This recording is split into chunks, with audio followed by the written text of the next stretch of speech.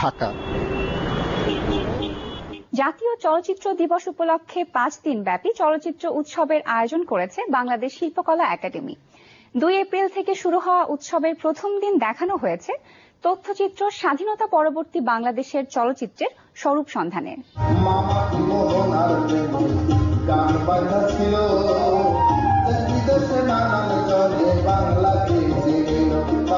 বাংলা চলচ্চিত্র পাড়ি দিয়েছে অনেকটা পথ, এসেছে বাধা, সাময়িক বিচ্যুতি, তারপরও এগিয়ে গেছে সময়ের অন্যতম শক্তিশালী গণমাধ্যমটি।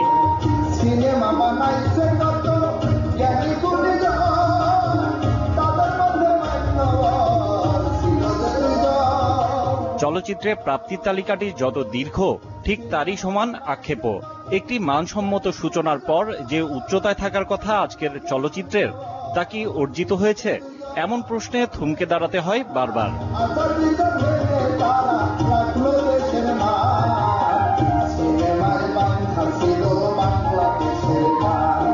নানা অপ্রাপ্তি নিয়ে জাতীয় চলচ্চিত্র দিবস উপলক্ষে রাজধানী শিল্পকলা একাডেমির চিত্রশালা প্লাজায় শুরু হলো 5 দিনের চলচ্চিত্র উৎসব। আয়োজনের প্রথম দিন দেখানো হয় তথ্যচিত্র স্বাধীনতা পরবর্তী বাংলাদেশের চলচ্চিত্রের স্বরূপ সন্ধানে।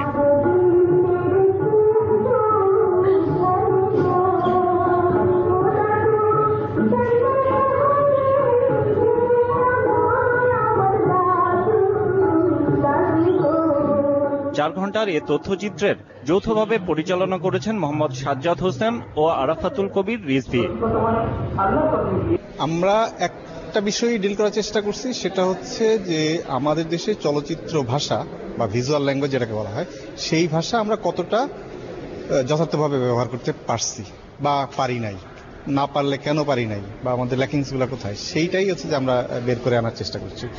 এবং সেই জন্য হচ্ছে যে আমরা কাঠগড়ায় দাঁড় করাইছি হচ্ছে আমাদের নির্মাতাদেরকে, অর্থাৎ নির্মাণ যারা করেছেন, যারা পরিচালক, তারা চলচ্চিত্র ভাষাটাকে কতটা ব্যবহার করতে পারলেন। সো দায়টা যেহেতু তাদের, দায়িত্বটাও তাদের, সো সেই জায়গা থেকে তাদের সাথে আমরা কথা বলার চেষ্টা করছি এবং তারা কিভাবে সেটাকে ব্যবহার করার চেষ্টা করছেন, সেইটাই আমরা বের করার চেষ্টা করছি।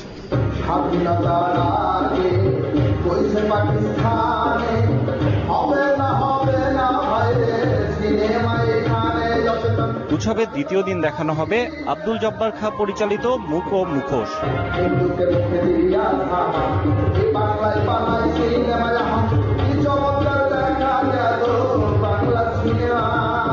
হিমেল মাহবুব, চ্যানেল 24, ঢাকা।